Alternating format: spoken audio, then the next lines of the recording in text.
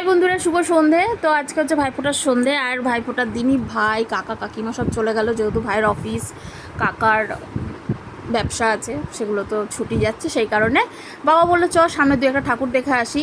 তো দুই একটা ঠাকুর সামনে দেখতে দেখতে বাবা বললো চ পানপুরে একটা ঠাকুর হয়েছে, সেইটা দেখে আসি। এবার যারা ব্যারাকপুর থেকে নৈহাটির মধ্যে থাকো তারা তো পানপুর চিনবেই। তো রাত 11টার সময় বেরিয়ে পড়লাম। সোনাই মাঝখানে একটু ঘুমিয়ে গেছিলো, চলে এসেছি পানপুর। বাবা বলেছিল একটাই ঠাকুর দেখাবো, তখন আমি মনে মনে ভেবেছিলাম একটা ঠাকুর দেখার জন্য এত দূর আসবো। তবে সত্যি বিশ্বাস করো, এখন মনে মনে ভাবছি ভাগ্যিস গিয়েছিলাম, নাহলে তো দেখতেই পেতাম না এত সুন্দর জিনিসটা।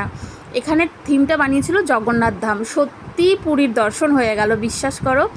তো এই যে আমরা বাইরের প্যান্ডেলটা যেটুকু পারলাম আমার ফোন থেকে তোমাদের দেখালাম, যারা দেখেছো, যারা দেখোনি তারা একটু দেখো।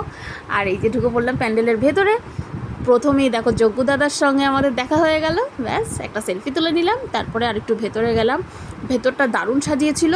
আর এখানে যে মায়ের মূর্তিটা ছিল সেটা তো আরও অসাধারণ। মা তো এমনি সুন্দরী, এখন যেন আরও বেশি সুন্দর। দেখেছো, ফটোতেও নিশ্চয়ই দেখেছো। ওখান থেকে বেরিয়ে একটু ফাংশন দেখে দু একটা জিনিস নিয়ে উঠে পড়লাম বাবার টোটোতে। আর দেখো কেমন কুয়াশা পড়ছে। সোনাই খেলনা নিয়েছে, জানোই তো নেবে। রাত প্রায় 1টা বাজে, তখন বাড়িতে এসেছি। চলো এবার ঘুমিয়ে পড়ি। হ্যাঁ, টাটা।